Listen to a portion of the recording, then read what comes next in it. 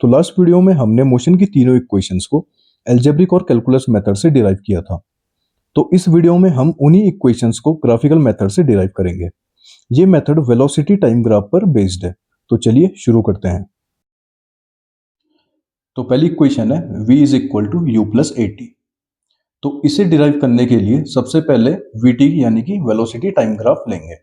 तो इस ग्राफ में जो एक्स एक्सिस होती है ये रिप्रेजेंट करती है टाइम को, जिसे हम लेंगे सेकंड्स में, और जो वाई एक्सिस होती है ये रिप्रेजेंट करती है वेलोसिटी को, जिसे हम लेंगे मीटर पर सेकंड में। तो सबसे पहले हम एक ऑब्जेक्ट लेंगे जो मोशन में है। तो अगर हम कहते हैं कि टी सेकंड में ये पॉइंट ए से लेकर बी तक पहुंचा, तो यहां पर अगर हम बोलें कि ए पॉइंट में जो इसकी वेलोसिटी थी, यानी कि जिस वेलोसिटी से चल रहा था, वो था यू मीटर पर सेकंड, और जीरो से लेकर टी टाइम तक यानी कि टी सेकंड तक इसने जो वेलोसिटी अटेन करी, जितनी इस पे वेलोसिटी आई है, ये हमने ले ली यहाँ पर वी मीटर पर सेकंड। यानी कि इनिशियल जो इसकी ए पॉइंट में वेलोसिटी थी वो थी यू मीटर पर सेकंड, और फाइनली बी पॉइंट में जो इसकी वेलोसिटी थी ये थी वी मीटर पर सेकंड।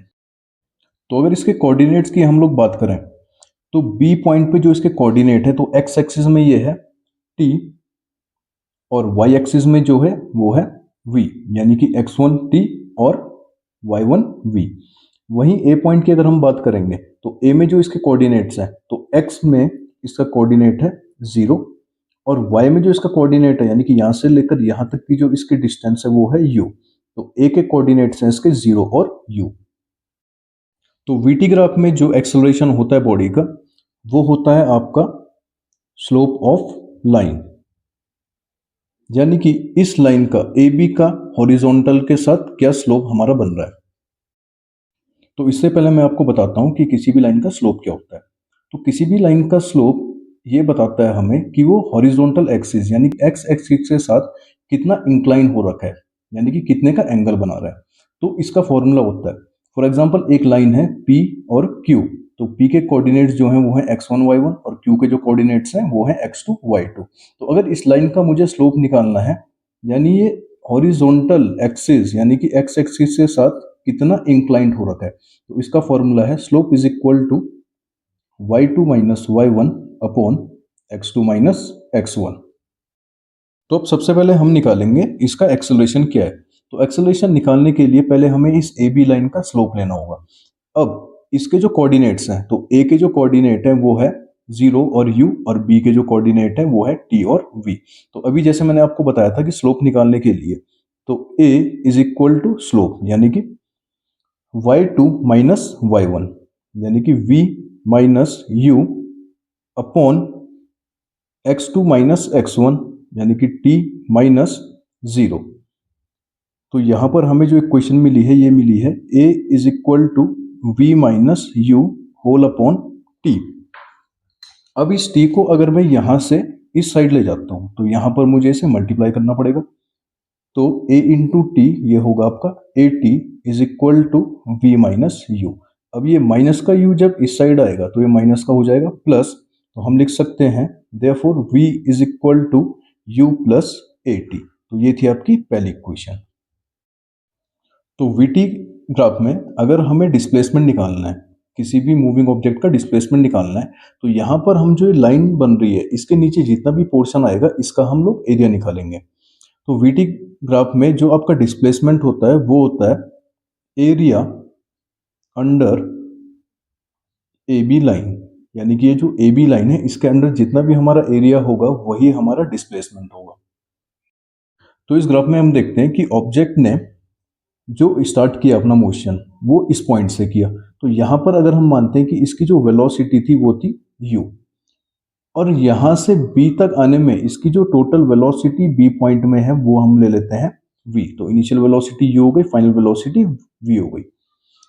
ऑब्जेक्ट की अगर हम स्टार्टिंग में बोले कि टाइम कितना था 0, और यहां से यहां तक पहुंचने में जो इसको टोटल टाइम लगा वो लगा t सेकेंड। अब डिस्प्लेसमेंट निकालने के लिए इस ए बी के अंदर जितना भी हमारा पोर्शन आ रहा है तो इसका हम एरिया निकालेंगे। तो इसको पहले हम डिवाइड कर देते हैं दो शेप्स में। तो इस पॉइंट को ए, तो यहाँ पर हमारे ट्राइंगल बना ए बी और ई। अब इनको नाम दे देते हैं, ये पॉइंट हो गया हमारा सी पॉइंट और ये पॉइंट हो गया डी पॉइंट। तो यहाँ पर ये रेक्टेंगल बन रहा है ए ई सी और डी। तो अगर मुझे निकालना है पूरे का एरिया, तो मैं निकालूंगा area of triangle plus area of rectangle. तो हमारा जो टोटल डिस्प्लेसमेंट आएगा ये आएगा area of triangle A B E plus area of rectangle A E C और डी। तो इन फिगर्स की अगर हम लोग डायमेंशन देखेंगे, तो सबसे पहले तो हॉरिजॉन्टल डायमेंशन अगर हम देखते हैं, तो यहां से लेकर यहां तक की जो वैल्यू है ये है टी। तो यहां पर हम बोल सकते हैं कि इसकी लेंथ हो गई टी। अब टोटल इसकी अगर हम लेंथ देखेंगे तो यहां से यहां तक है v, तो इसे हम कह सकते हैं v। अब a से लेकर o तक जो हमारी हाइट है वो है u की, और टोटल जो हाइट थी वो थी v की। तो b से लेकर e तक की जो डिस्टेंस होगी ये होगी v माइनस u। तो इसे हम लिख देंगे v माइनस u। तो इन डायमेंशंस को जब हम फॉर्मूले में पुट करेंगे तो s इज इक्वल टू, अब किसी भी ट्राइंगल का जो एरिया होता है ये होता है half into base into height. तो इस वाले ट्राइंगल में जो बेस है वो है v माइनस यू, और जो इसकी हाइट है ये है t, plus area of rectangle A E C D. तो रेक्टेंगल का जो एरिया होता है ये होता है लेंथ इंटू ब्रेथ। तो लेंथ है इसकी t और ब्रेथ है इसकी u। अब इससे पहले वाली इक्वेशन में हमने देखा था कि v minus u is equal to होता है 80। अब इस v माइनस यू की वैल्यू को अगर मैं यहां पर सब्स्टिट्यूट करता हूं, यानी कि यहां पर v माइनस यू की जगह पर अगर मैं 80 पुट करता हूं, तो हमें मिलेगा s is equal to half 80 into t plus t into u u t. इसको ओपन करेंगे तो s is equal to u t plus half a t into t t square. तो हमें मिला s is equal to u t plus half a t square, और यही है आपकी सेकेंड इक्वेशन मोशन की। अब थर्ड इक्वेशन मोशन की है v square minus u square is equal to 2as। तो इस वाले ग्राफ में भी हम डिस्प्लेसमेंट निकालेंगे। तो यहां पर भी डिस्प्लेसमेंट निकालने के लिए हम इसका एरिया निकालेंगे। सिर्फ डिफरेंस इतना है कि लास्ट वाली जो इक्वेशन हमने ली थी उसमें हमने एरिया निकालने के लिए इसको दो पार्ट्स में डिवाइड किया था, लेकिन इस वाले में हम जो एरिया लेंगे वो हम कंप्लीट इस फिगर का लेंगे। तो ये फिगर है हमारा ए बी सी डी, जो कि हमारा ट्रेपीजियम है। तो इस ट्रेपीजियम की डायमेंशन अगर हम देखते हैं तो ए से लेकर डी तक की जो लेंथ है ये है यू, और वहीं बी से लेकर सी तक की जो लेंथ है वो है v। अब अगर इसकी हाइट की हम लोग बात करें ट्रेपीजियम की, तो यहां से लेकर यहां तक की जो इसकी हाइट है ये हमने ले ली t। अब अगर ट्रेपीजियम के एरिया की बात की जाए तो एरिया ऑफ ट्रेपीजियम होता है half into sum of parallel sides into इन साइड्स के बीच की जो वर्टिकल हाइट होती है। तो इस वाले ट्रेपीजियम में अगर हम देखें तो हमारी जो पैरेलल साइड्स है वो है AD और BC, और इनके बीच की जो वर्टिकल हाइट है वो है ये T। तो इसकी वैल्यू अगर हम सब्स्टिट्यूट करते हैं तो एरिया ऑफ ट्रेपीजियम, तो एरिया ऑफ ट्रेपीजियम यानी कि S is equal to half into sum of parallel sides. तो पैरेलल साइड है इसकी V और U मल्टीप्लाई बाय हाइट, तो वर्टिकल हाइट है इसकी T।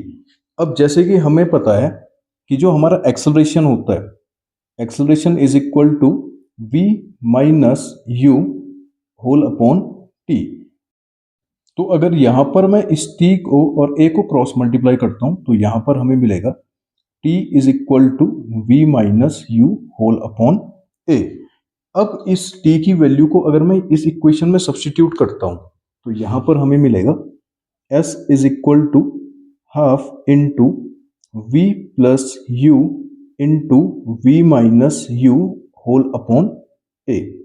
अब ये बन रहा है हमारा a plus b into a minus b form में, जिसका फॉर्मूला होता है a square minus b square. तो यहां पर हमें मिलेगा s is equal to 1/2 v square minus u square whole upon a। अब 2 इंटू ए ये होता है हमारा 2a और न्यूमरेटर में है v square minus u square. अब इस 2a को अगर मैं इस साइड लेकर जाऊं तो ये क्या हो जाएगा, मल्टीप्लाई। तो यहां पर हम लिख सकते हैं s into 2as is equal to v square minus u square.